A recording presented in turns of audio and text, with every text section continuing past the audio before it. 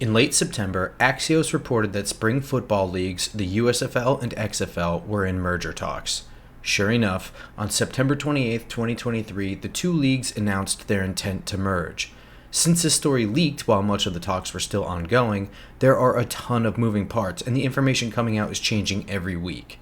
This merger can have a major positive impact on all professional football, and it warrants attention. Here's what we know so far. The merger was just blessed by a United States Federal Antitrust Commission allowing the merger to proceed. Each league will be bringing with them 4 teams from their respective 2023 seasons. All games will be played in front of fans in their markets starting on March 30th, and the 10-game season will be broadcast on Fox, ABC, ESPN, and FS1. And that's mostly it so far. With so much in flux at this time, I'm not really trying to break any news here. Instead, I hope to illustrate how a merged spring league should be shaped and formed for prolonged success. I'm the Football Grump. Thanks for watching.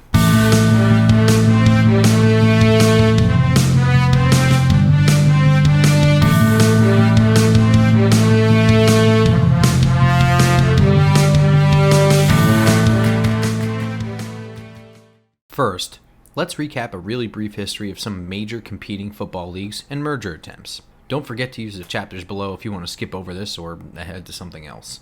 In the early days of the NFL, a rival league called the American Football League arose in 1960 and competed directly with the NFL in the fall.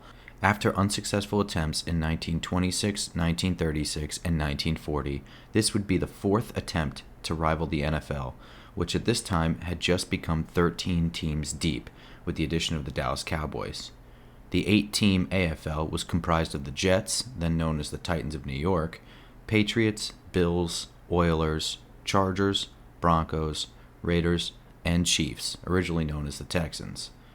The AFL had a more explosive offensive focus that resonated well with the United States citizens as broadcast TV became stronger and stronger, and by 1966, not only was the AFL still performing, but had expanded to add the Miami Dolphins and Cincinnati Bengals.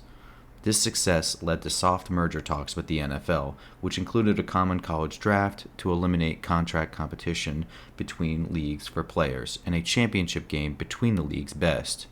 Ultimately, a player dispute between leagues led to Al Davis of the AFL's Oakland Raiders beginning a no-holds-barred approach to signing NFL players.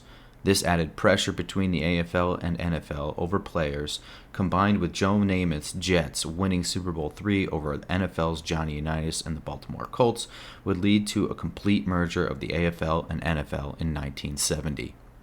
In 1983, a spring league under the name of the USFL launched, not with the purpose of competing with the NFL, but rather try to capitalize on America's strong interest in football during a time none was available.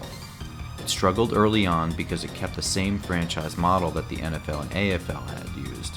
Despite warnings to try to keep costs down within franchises and maintain league stability, franchise owners almost immediately started throwing around heavy capital to land premier players as there was no salary cap.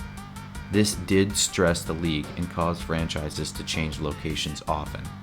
However, this also allowed star players to enter the league immediately, aiding in public interest. Big-name stars such as Jim Kelly, Herschel Walker, Steve Young, and Reggie White helped elevate the product on the field, which was entertaining and well-received. However, after 3 years of success, there was a strong push by a group of franchise owners, headed mainly by the New Jersey Generals owner, to move to the fall, compete directly with the NFL, and force a merger. The move would doom the USFL, and a 1986 season would never begin.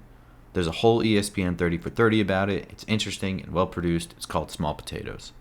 Skipping ahead 20 years to 2001, when the larger-than-life bravado of the World Wrestling Federation and its insanely popular Attitude Era was growing at a wild pace, WWF CEO Vince McMahon fashioned a league that tried to bridge the gap between the natural violence of American football, which the NFL was starting to protect its players from, and the popular sports entertainment that the WWF delivered. He marketed a league that emphasized less rules to encourage harder hits, a focus on entertainment with WWF broadcasters, and the over-the-top sex appeal that came with the WWF. This 8-team league was wholly owned by the league, not divided up into franchises.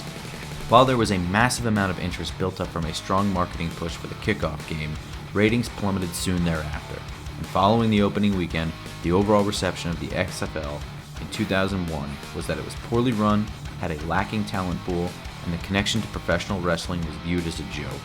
Networks and broadcasters likely didn't feel strongly about the XFL to start with, and when things took a dive, the XFL became their punchline.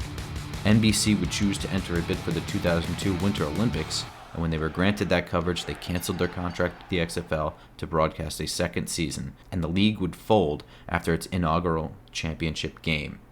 It would be another 20 years before the XFL resurfaced, again headed by Vince McMahon. The 2020 XFL iteration was marketed completely differently, and as a result, it looked completely different as well. The 2020 XFL was advertised to football fans as a legitimate league of professional football with no pro wrestling connection, no encouragement of violent hits, or over-the-top sex appeal. It would kick off immediately following the Super Bowl in February to continue the football season. The 2020 respawn of the XFL saw fans in the stands of 8 new markets with 8 new and less totally extreme team names and logos, and it produced generally positive or mixed reviews of the play and entertainment, averaging 3 million TV viewers in its first week before settling around 1 to 1.5 million viewers by week 5. Unfortunately, the 2020 XFL season would end in week 5 prematurely due to the worldwide pandemic. The XFL would ultimately file for bankruptcy later that year. A coalition between The Rock, Danny Garcia, and Redbird Capital would purchase the XFL with the hopes of restoring it. Meanwhile, in 2022, Fox Sports relaunched their interpretation of the USFL, reviving 8 franchises from the 1980s iteration of the USL for the first of what was set to be at least 3 seasons. Debuting in the year following the pandemic with unstable public conditions and a volatile economy, the powers behind the relaunch of the USFL decided to play their inaugural season in a bubble, meaning to only play games in one stadium for the entire year. All USFL games of the 2022 season were played in the league's headquartered city and home to the Stallions, Birmingham, Alabama. However, due to a scheduling conflict, the 2022 USFL playoffs were played at Canton, Ohio in Tom Benson Hall of Fame Stadium, making way for a new stadium to become active for the following year. Following Super Bowl weekend 2023, the new look XFL kicked off another season, now under new owner The Rock. Teams are relocated from New York and Tampa markets to Orlando and Las Vegas, and the Los Angeles team was terminated in favor of a new team in San Antonio. Fans were in the stands in all 8 markets. The 2023 XFL season enjoyed a healthy reception with steady attendance at games throughout the year, averaging about 14,000 fans per game. This average is pretty strongly influenced by fans in St. Louis averaging 30,000 plus fans per game in attendance, and also dragged pretty significantly by lagging markets in Orlando and this particularly shitty field in Vegas, with attendance figures floating closer to 6,000 and 7,000 fans per game totals. Overall, most regular season games saw close to 11,000 fans in seats, and playoff games saw 20,000 fans in the stands. The XFL 2023 season performed very well on TV as well, averaging around 600,000 viewers per game, despite some games having limited broadcast on ESPN+. The 2023 XFL season concluded with a championship game held at the Alamo Dome in San Antonio, Texas. With money set aside for 2 more seasons, the 2023 USFL season saw a small increase in active stadiums hosting USFL games. It also saw one franchise relocation of the Tampa Bay Bandits to the Memphis Showboats, who had secured a stadium to play their games at Simmons Bank Liberty Stadium. This relocation sparked a small increase in active stadiums hosting USFL games, which the USFL used to host multiple teams, hub cities. Tom Benson Hall of Fame Stadium would return and be joined by Ford Field in Detroit to host northern teams, with Simmons Bank in Memphis joining Protective Stadium in Birmingham as a hub for southern teams.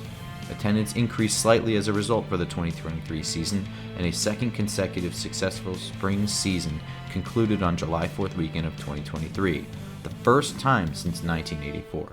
While the USFL has money set aside for a 2024 season, they announced alongside the XFL on September 28, 2023, that the 2 leagues intend to merge. Two nearly simultaneous spring leagues of 8 teams, each essentially sharing one common sub-NFL talent pool, completing successful seasons clearly indicates an interest in a quality spring league. Both leagues maintain similar TV ratings of around 600,000 per game. The XFL likely enjoyed a boost in interest by playing in the sports void immediately following the Super Bowl, while also punching with only one arm by having ESPN Plus hinder performance. The USFL performed slightly better by having mostly steady broadcasts from Fox Sports and NBC, but was definitely hindered by kicking off in late March as basketball begins to take America's interest. Nothing shows clear American interest in spring football quite like the XFL's attendance performance, though. It just needs to locate and secure the right markets. The decision to bring fans to the stands was a strong one for the XFL in terms of interest, but it came at the heavy cost of forcing the league to operate at a loss to do so. The decision to combine these two leagues seems almost obvious. But wait a minute.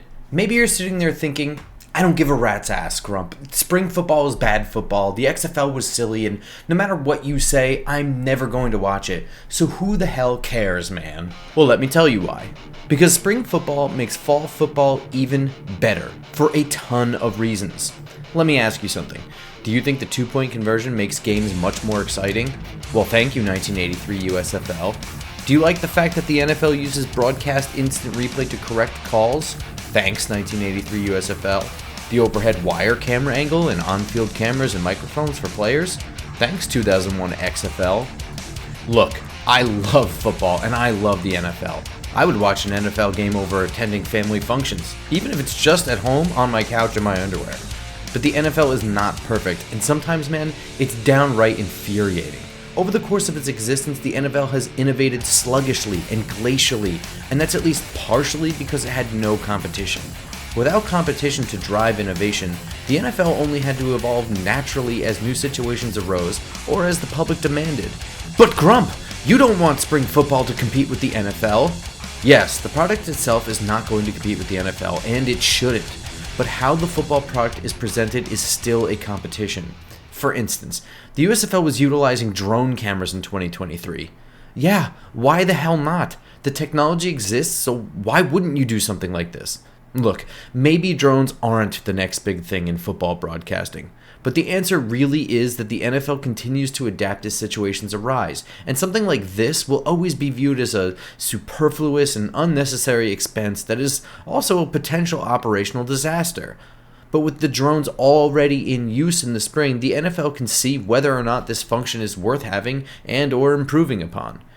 In this way, I actually think the NFL should be funding some of these experiments. I mean, why the hell not? Spring football essentially acts as a research and development arm of the NFL already. It's better for everyone if the NFL dumps a little bit of cash into making these experiments as good as they should be.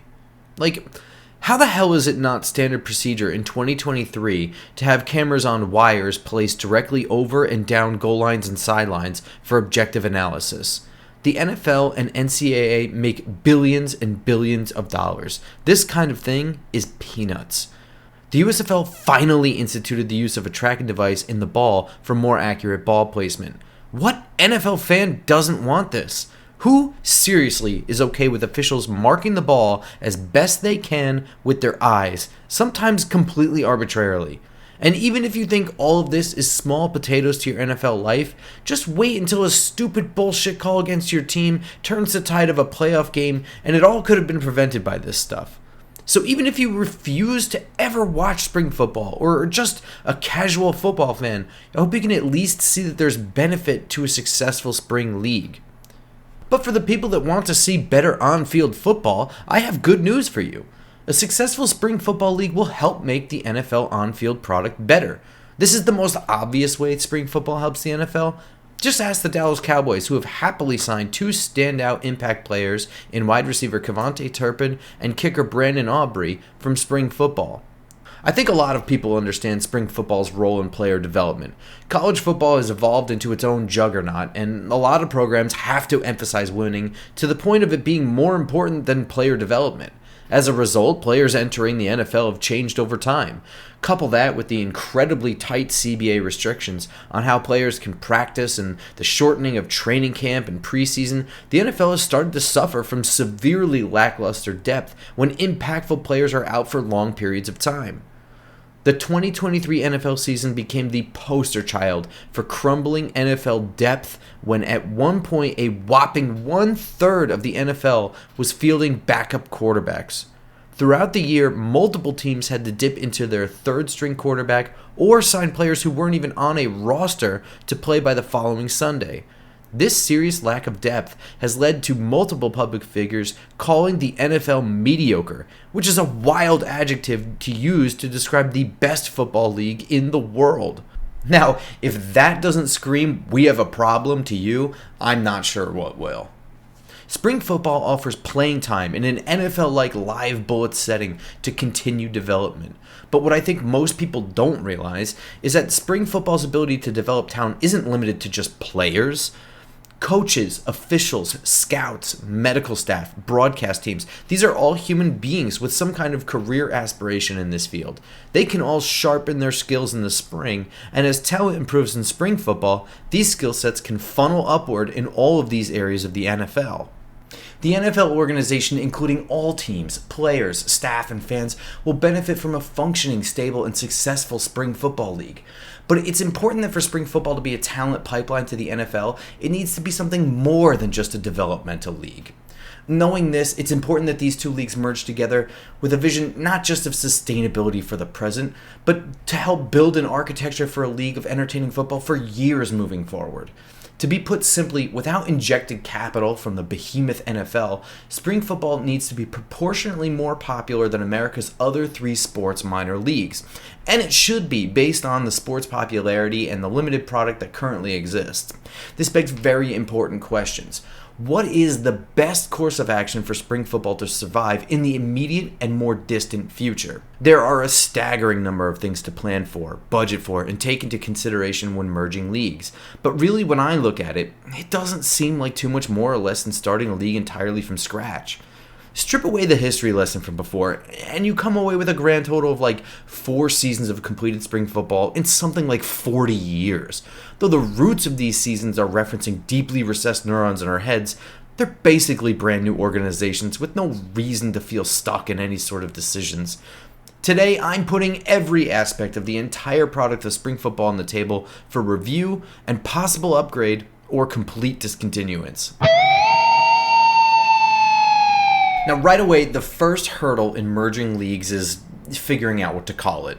The United Football League, or UFL, appears to be the spring league's name going forward. Now, personally, I think that merging everything under the USFL name made the most sense, partially because it's the most established league that we've had over time. But I think that a brand new name like the UFL is the next best thing to go with. And really, I don't think that the name of the league is the most important aspect in the world. Ultimately, it's the overall branding of the league that I think is more important. How the league markets itself is important to how it's perceived, in my opinion. The XFL in 2001 failed because it leaned into the larger-than-life atmosphere of professional wrestling, and that alienated traditional football fans. With general play that is never going to live up to the elites of the NFL standard, a spring league can't afford to alienate traditional football fans, and it's a theory that gained traction with the success of the XFL's revival. In my opinion, the XFL did a ton of things right, but not everything. Everything about the 2020 and 2023 rebrand looked to me like the goal was to sell the league as soon as possible. Everything besides the name was stripped away and redone in the most mundane, generic, and corporate-looking way possible. For starters, the revived logo looks like shit. What is this, an alarm clock? Great job, guys. Way to make a logo that gives me the Pavlovian response of wanting to smash it and go back to sleep. Every team was a brand new team with names that sounded less like Attitude Era wrestlers, which is definitely good, but they were replaced with what looks most like randomized sports teams that get assigned to your stadiums in Sim City? I mean, come on, how lazy is the New York Guardians? Now, I know that the XFL also has the St. Louis Battlehawks, and that logo is objectively cool as shit. But it's the main outlier here. I mean, The LA Wildcats, Tampa Bay Vipers are all team names and logos that I could have presented on a cocktail napkin 3 minutes after the board meeting started. The overall marketing to the XFL feels mostly hollow or forced, with only a little bit landing in between. Now on the flip side, the USFL branding is goofy patriotic, but it's also retro cool. Ironically, in a way, all the branding and logos make me think of wrestling from the Hulkamania years of the WWF. Anyway, I think there's probably like 500 people who have any sort of connection to these logos and brands from the 80s, but overall, they all looked and felt like they had more character to them. Ultimately, the way for a team to build a culture and a fan base isn't to slap a corporate-looking logo on a poster outside of a dusty stadium and give it 1 year. Time to build a culture and a fan base is obviously the most important thing, and the combined capital of these enterprises should be able to extend some time for fans to latch on. But time is mostly out of our control. The relevant big step is building a team around an identity specific to the root of the market. Why bother getting invested in a team that looks like the cookie cutter logo can just get peeled off of the stadium, have the assets recolored, and slapped onto a stadium in another city like nothing's changed?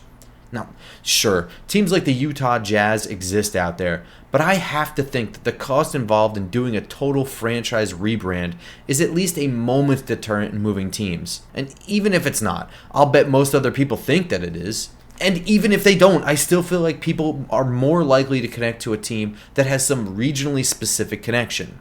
Now, at the end of the day, if this league is to move beyond surviving in the here and now, the focus must be to build fan interest in their respective teams as quickly as possible.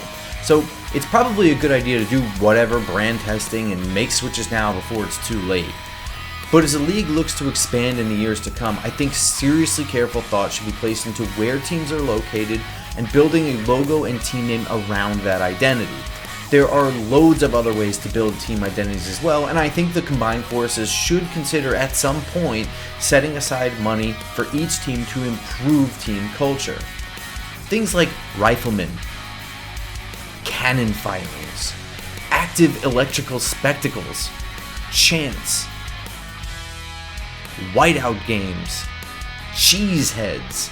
I mean, these things build team identity, tradition, and culture. If the league is going to survive, it needs to be entertaining. Nothing is more crucial to how a sport is consumed than where and when it's available. The XFL chose to kick off their season on February 18th, 2023, immediately following the conclusion of the NFL season, with a league finale on May 13th, about 2 weeks before Memorial Day.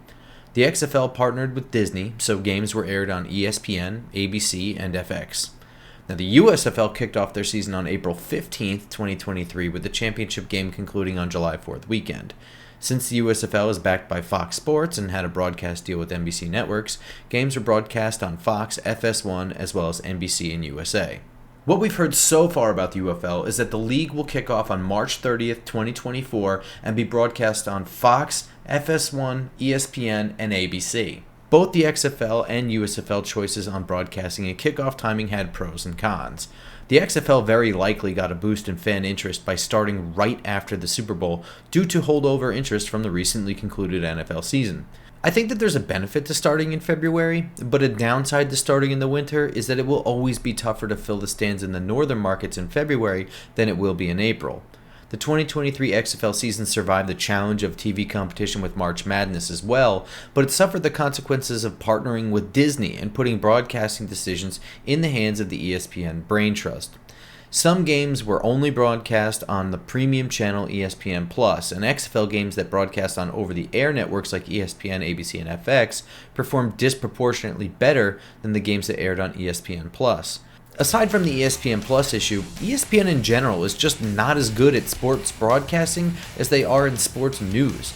Oftentimes, a lot of airtime is dedicated to advertising other things on ESPN that are upcoming, and they've even been known to split the screen in half to show you other sporting events on ESPN. The ESPN ABC team that covered the XFL was led by Tom Hart and Greg McElroy, but the depth behind that team was pretty disappointing.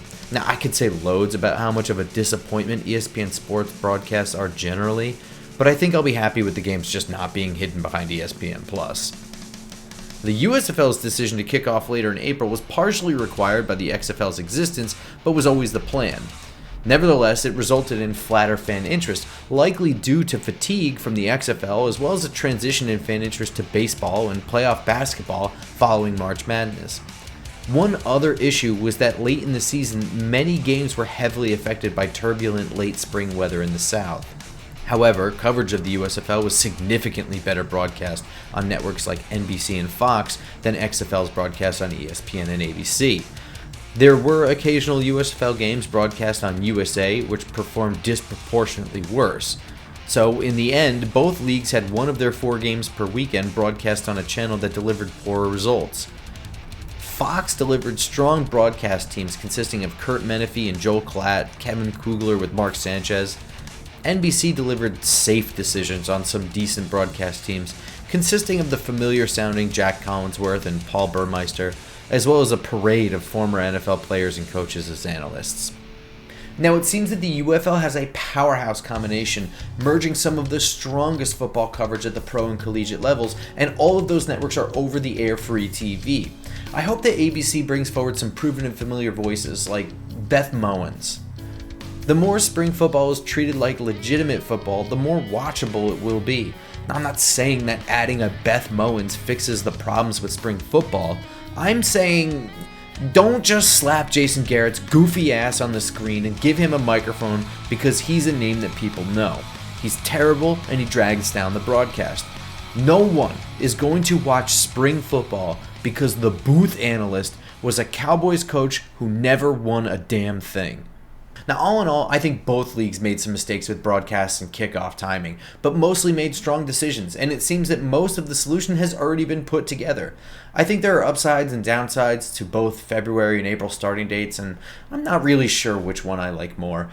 The UFL is reportedly splitting the difference and will be kicking off March 30th, 2024, with the championship game around June 22nd.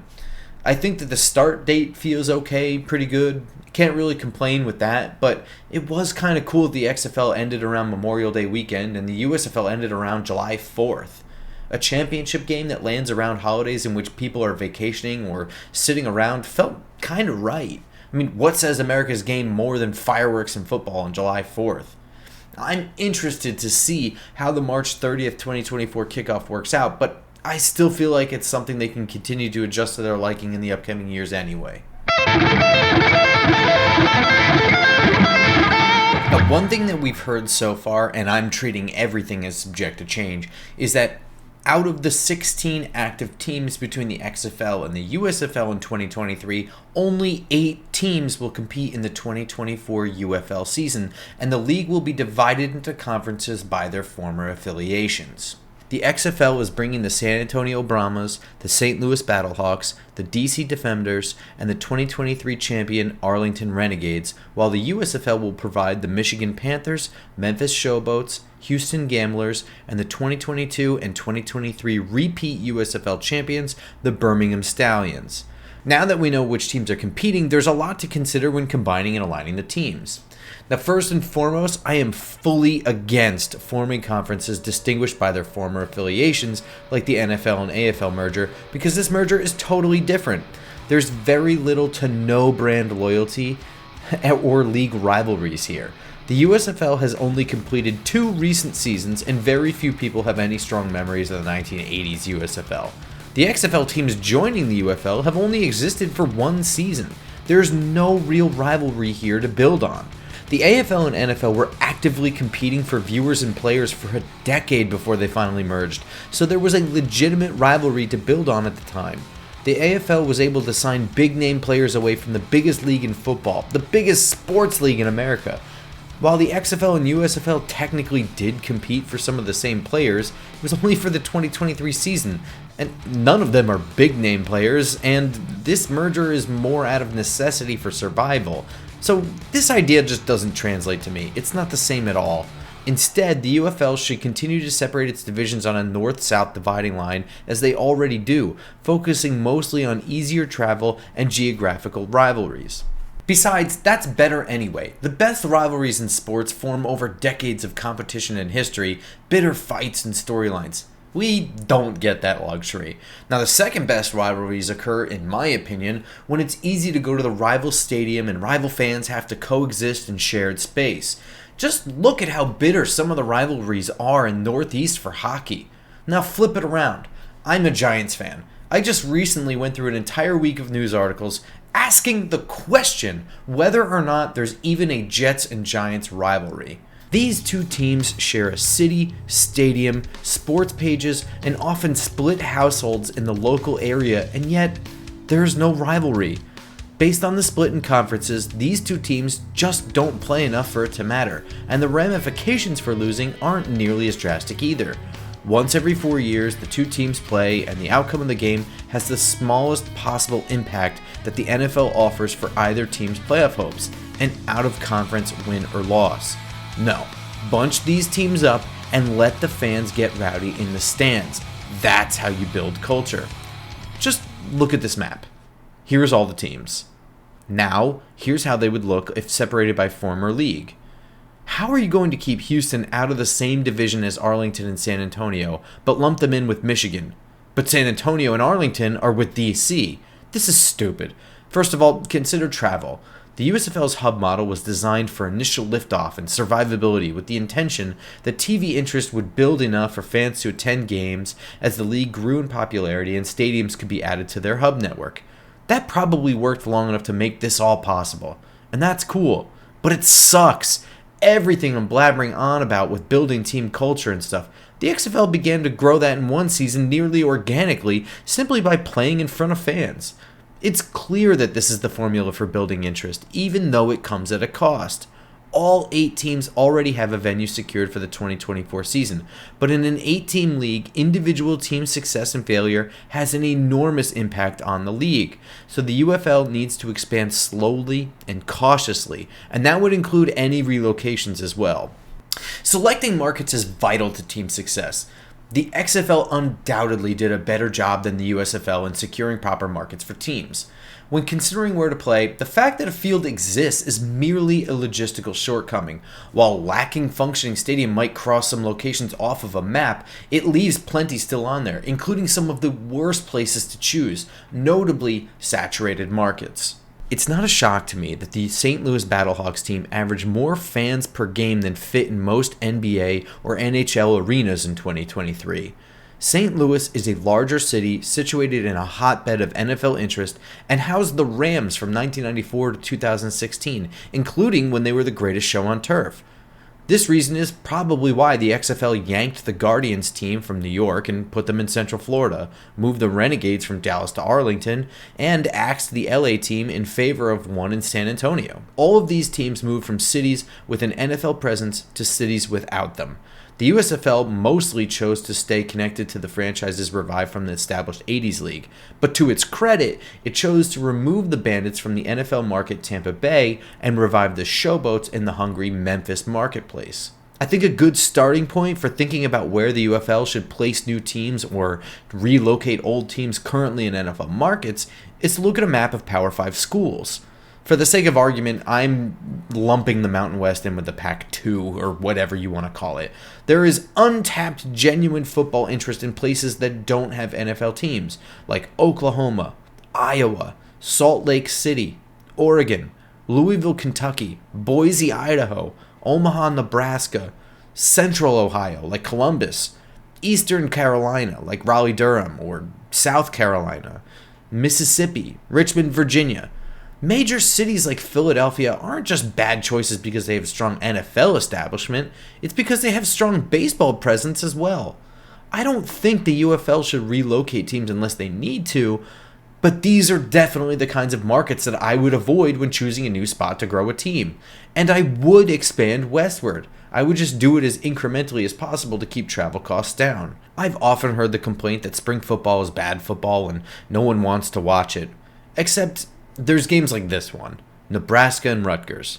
Two teams that have been horrendous for over a decade, and this game was attended by 53,800 fans and watched by 1.15 million TV viewers in a time slot with like 10 other games. While the attendees and viewers may be mostly alumni obligated out of pride, That's really no different than being regionally obligated to root for your team, especially when you don't have anyone else to root for.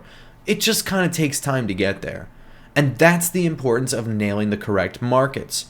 With a shrunken talent pool from 16 rosters to 8 rosters, better competition is likely, which is good because both leagues did in fact have about a team and a half worth of players that weren't up to snuff. Better competition is key to growth, and I don't think it's unreasonable for the league to grow up to 12 teams within 5 years. Like I said, expansion should be cautious, and I don't just mean that with market choice. Slow and steady wins the race, and right now, we're just trying to finish the race. Now, in the distant future, when the UFL is in its 30th operational year since the merger, I can't see this league serving its normal function beyond 20 teams total. The NFL is king and it's not competition. As the viability of football as a brief career choice grows over time, it's possible that less players will give up the dream of playing a few years of professional ball. Less players giving up the dream means more and more pro-level talent developing through the high school and college ranks into the marketplace. I like to think of it this way. A high school senior that is a B average in calculus is still able to work hard, get into Purdue or whatever, get some good engineering job, but I'm sure that the aspirations of working for NASA are starting to dry up and goals are pivoted. Now, similarly, with just the NFL comprised of only the world's most elite players, a high school senior that's a B-level football player is likely to give up any aspirations of playing football after college, even though he's got a scholarship to a Power 5 school like Purdue. In my example of 30 years down the line, with legitimate spring football as a short-term post-college career, my example student athlete can work for 2 or 3 years after graduation, building a strong nest egg, obtaining any further engineering certifications that are desired, launching his engineering career, buying a house to establish roots in a family.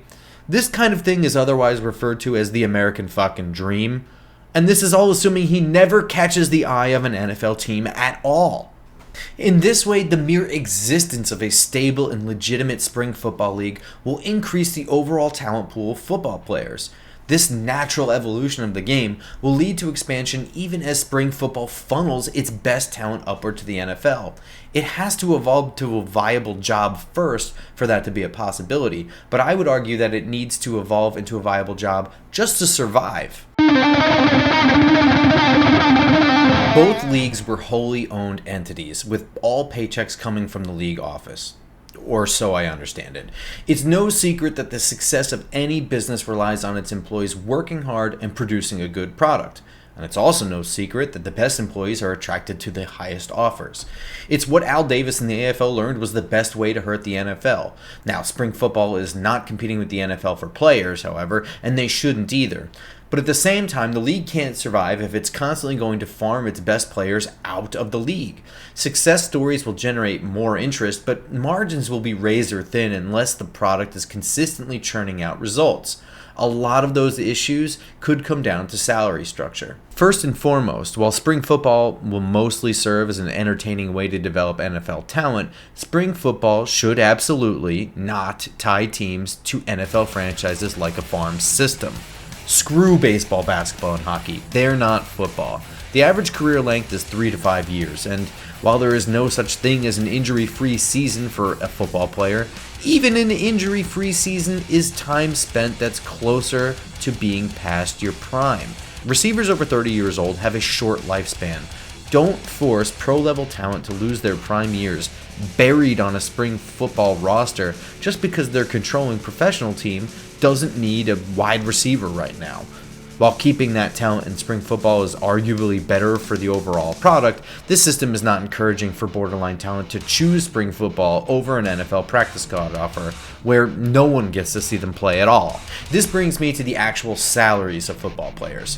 Now, the kind of football players that we're talking about here generally are fringe NFL talent. So I'm going to compare the paychecks of a spring football player to an NFL practice squad player. Someone who's not on the active 53-man game day roster, but someone who's part of a 16-man scout team squad that runs the opposition team in practice. A first-year, non-veteran NFL practice squad player in 2023 made $12,000 a week. So over the course of an uninterrupted 18-week season, they would have made around $216,000 that season. This is the type of contract 95% of spring football players are laying their bodies out on the line for when they play for $5,000 a week in spring football in 23. That's right. The XFL was able to pay its players $5,000 per game with a weekly $1,000 bonus to players of the winning team. Over 10 weeks, players on a team that went 0-10 would get $50,000 for the season, while a perfect 12-0 championship team would pocket $72,000. Meanwhile, in the USFL, players made a flat rate of $5,350 a week, with a $5,000 bonus being paid out to USFL champions. Players that didn't make the playoffs would walk away with $53,000 for the season, with the USFL champions making up to $69,000 for the season. Now, I think based on what I saw through 2 years of the USFL and 1 year of the XFL is that the shrunken talent pool should field 8 to 10 solid teams at these low rates. But these players are going to risk live bullets bodily injury for a quarter of a practice squad salary? In my opinion, if spring football is going to be a primarily developmental league, it should aim to slowly raise salaries to be comparable to practice squad salaries. Spring football should serve as a live game action opportunity for fringe players to display their skills, like preseason football, but with actual stakes and running true game-planned offenses and defenses to showcase true skill sets. Right now, players are often trapped on a practice squad, where NFL teams can only see you perform in those limited and vanilla preseason environments once a year. Spring football should at the very least attract players to consider it a better opportunity to land on an NFL roster spot than dying on a practice squad. If you were to ask me, in the near future at the 5-year benchmark, spring football should be aiming to pay its players around $8,000 a week with a $2,000 win bonus. I happen to think that weekly win bonus is a solid incentive for the players. This salary structure nets players on a 5-5 team $90,000 with a maximum payout of $120,000. That's at least approaching practice squad salaries. Still, football is a sport of coordination, strategy, and consistency. It's going to be hard for year in, year out production based on 1-year contracts. If spring football is going to remain as a pipeline league with barely livable salaries for a profession that puts enormous amounts of strain on the body, it will remain a limited league with limited interest from international sources or college graduates, and all of its star players will leave for an even smaller NFL opportunity, even though it will likely mean limited or no field time at all. Players that leave will never build a bond with the league, team, or region, and it will limit interest and sustainability for the league. The best case scenario in a more distant future might involve teams having 2 to 4 star contracts worth something like $500,000 a year for a 2-year span. And in this way, teams can build recognizability with fans by establishing some faces of the franchise and build consistency year to year on offense and defense.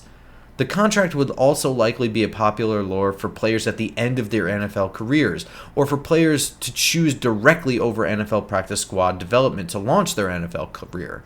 Players like A.J. McCarron and Corey Coleman are the kinds of fish that this bait is made for. Of course, a 2-year contract that prevents a real NFL job is an unpleasant one, so it will need some kind of NFL buyout compensation built into it, like an award of a draft pick or money or something. I don't know, I'm just throwing ideas out here. One of the reasons there is such limited talent in the NFL talent pool is because American football is an untapped American export. We've successfully exported baseball and basketball to other countries around the world, and now Europe supplies some of the NBA's tallest players, and almost all of the MLB talent pool has national roots in Central America, South America, or Japan. Very few American football players come from outside the United States, and that's mainly because the sport isn't popular enough anywhere else. As a result, we have limited our talent pool. Now, to his credit, Roger Goodell has attempted to expand the NFL to the international market pretty aggressively.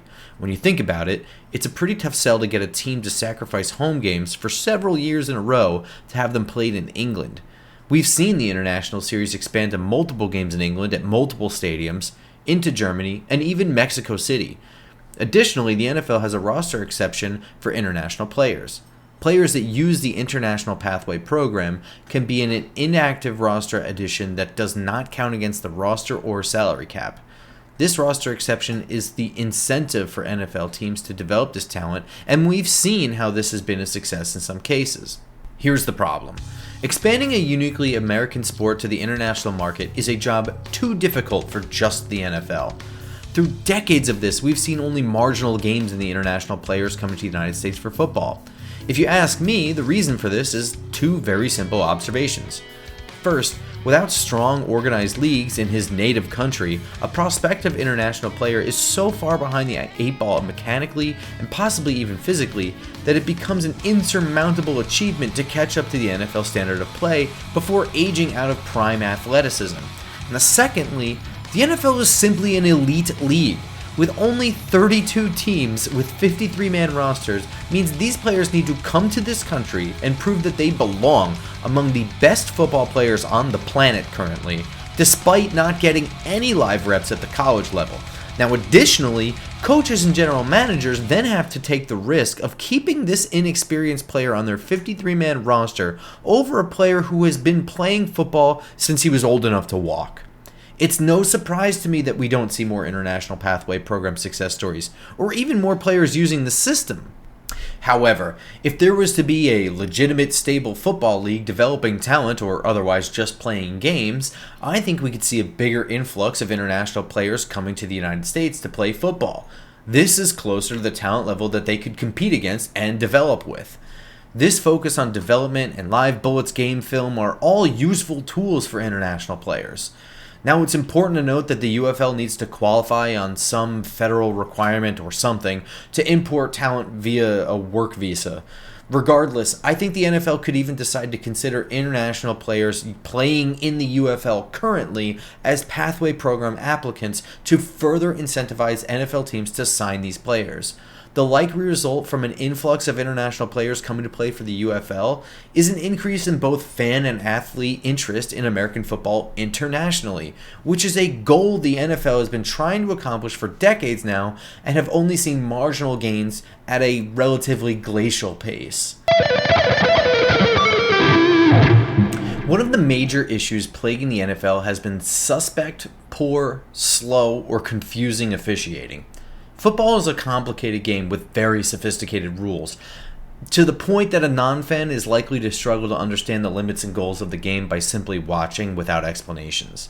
There are loads of examples over the years, even just recently, that were moments of rulebook gaps resulting in strange on-field rulings, completely missed calls, totally bonkers officiating, subjective calls, and even just archaic methods of rule enforcement. The NFL has tried very hard over the years to correct these issues with automatic reviews and coaches' challenges, tweaking the rules just about every year in the process.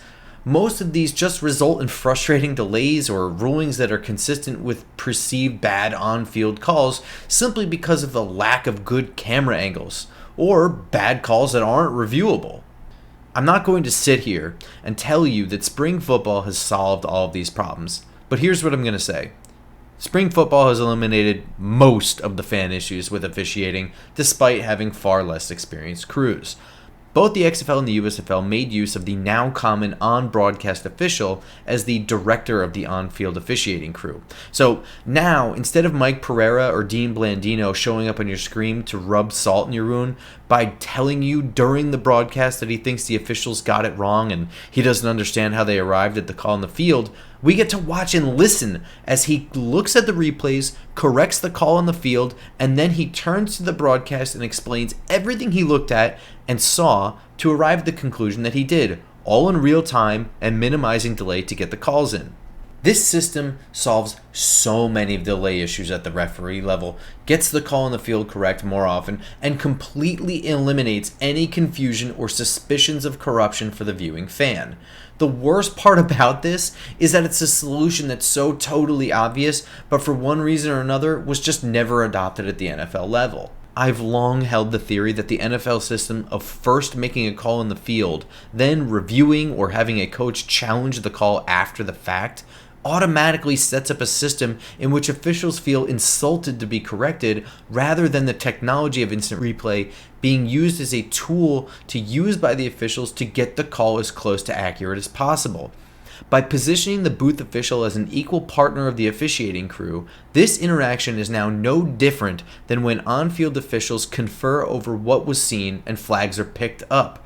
I think it's human nature for officials to feel less slighted by getting a call corrected, especially since none of the fans in the stands know that it's been corrected because we didn't announce a stoppage of play for a review that lasted over 10 minutes, effectively shining a gigantic nationally televised spotlight on a single official's call. And as gambling becomes more and more relied upon to drive up viewership numbers, eliminating any fans' passing thought that the league is making any fixes happen is critically important across all leagues of all sports. This is a solid system to help prevent that. Spring football has also brought about one of the most obvious changes to the sport that should have been in place for years at this point. But it's having a GPS tracking device in the ball to get the spot on the field correct.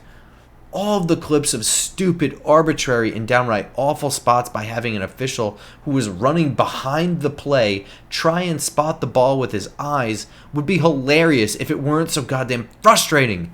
Here we have an upstart league come along and do the obvious, a system tennis had in place already, and it just makes things easier and more accurate. Is it perfect? No. Is it better? Yes. As the UFL grows in popularity, I think it's only a matter of time before some of these changes, chiefly the booth official, are integrated into the NFL, if for no reason other than how much delay time is cut out of it. I can't tell you how many times I've heard a crowd get so restless waiting for a decision on a call that they claim they don't even care if the call goes against their team anymore. This is objectively bad for your sport. Want one more way the NFL can benefit from spring football's officials? Well, there's more of them now. Spring football currently is in its infancy, but after 5 years, the next NFL official to retire could very well be replaced by an official from the UFL who will have had something like 7 years of experience by that point. In recent years, we've seen a number of quality longtime officials retire. We've also seen what the NFL looked like with a referee lockout once, and I'm pretty sure no one wants to let that happen again. It would be nice to note the next group of officials applying for the job will have had an on-air experience already. Similar to better opportunities for players and international talent, spring football can offer jobs to prospective coaches. The success of young coaches like Sean McVay, Mike McDaniels, and D'Amico Ryans has bucked the more established trend of hiring the same coaches over and over again. For years in the NFL, coaches like Norv Turner and Marty Schottenheimer kept getting hired and fired on an endless carousel, or the other trend was hiring the next guy from the Reed, Belichick, or Saban coaching tree. Shit, even Hall of Fame coaches like Bill Parcells coached 4 different NFL teams. This shift into finding more creative minds regardless of age or experience has been a welcome and exciting change to the game. Now in its current state, the UFL probably needs to anchor itself on strong, established coaching, but the UFL can eventually be a place that gives chances to young aspiring coaches. For instance, former linebacker Antonio Pierce was the defensive coordinator for Arizona State. He was able to make the jump to an NFL linebackers coach job. Former cornerback Al Harris is currently the defensive backs coach for the Dallas Cowboys under defensive wizard Dan Quinn. I could see a world where someone like Al Harris is able to move from secondary coach in the NFL to defensive coordinator in the UFL to defensive coordinator at a big-time college program or the NFL.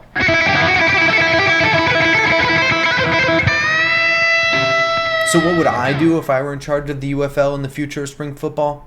Well, I actually think the decision to roll with only 8 teams in 2024 is a good one. Spring football, if it's successful, will have to deal with a year-to-year hurdle of an upward funnel of players.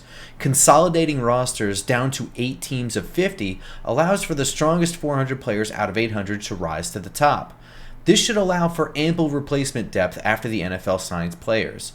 So I would actually seek to show the world that I could present 2 to 3 consecutive seasons of entertaining and competitive football before looking to make any major changes. In the first 2 years of the combined UFL, 2024 and 2025, I would heavily monitor attendance and TV viewership for any weak markets and make any adjustments needed to alleviate potentially saturated markets in Arlington, which is basically Dallas, DC, and Detroit, Michigan.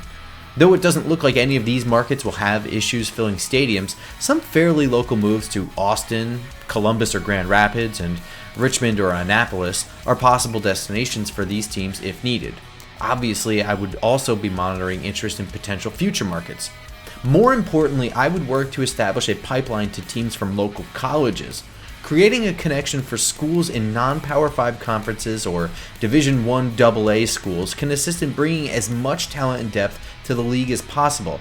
I would even toy with the idea of assigning schools to teams at first. After 2 years, if all is successful in proving that the UFL can entertain in the spring, I would aim to negotiate a brand new TV deal worth more money over the course of 4 or 5 years. The first thing I would do with that extra money would be to increase players' salaries to something closer to $8,000 per game, and I would keep the $1,000 win bonus if possible. Making spring football a legitimate career option as well as a career launching pad into the NFL is key to attracting talent. I would also use a chunk of that money to further build team culture at stadiums with mascots, cheerleaders, and or other upgrades to the stadium experience. At this time, I would also restructure the league. A league of only 8 teams playing each other over the course of 10 regular season weeks is sure to begin to bore. So I would look to expand to 12 teams over the next 5 years, with 2 new teams joining right away, bringing the total to 10 teams. This is the last time that I would look to revive any former USFL or XFL brands as well. The only remaining brands that weren't assigned a market that housed an NFL team already is the New Jersey Generals of the USFL and the Orlando Guardians of the XFL. I could see either team being revived, and I could see neither team being revived. But I think that after 2 years of being the UFL, it's time to stop thinking of the UFL as a collection of teams from 2 barely functioning spring leagues, and rather, its own league of spring football. So if there was a huge outcry to revive the Guardians or Generals or the Oakland Invaders, which is like the only other USFL team from the 1980s that's from an unoccupied market, this is the time to make it happen or forget it. Since this vision is now all about the UFL and no longer about the XFL and USFL combined, I would then divide the teams by their geographic location, whether that be East and West or North and South, no longer by former league. Now, since I'm a Jersey guy through and through, I'll just say that I would revive the Generals and house them at either the MLS Stadium, Red Bull Arena in Harrison, New Jersey, or at Princeton Stadium at the University of Princeton, or at Shai Stadium at the University of Rutgers in Piscataway. I would also launch a team in Utah and house them at the MLS Stadium America First Field in Salt Lake.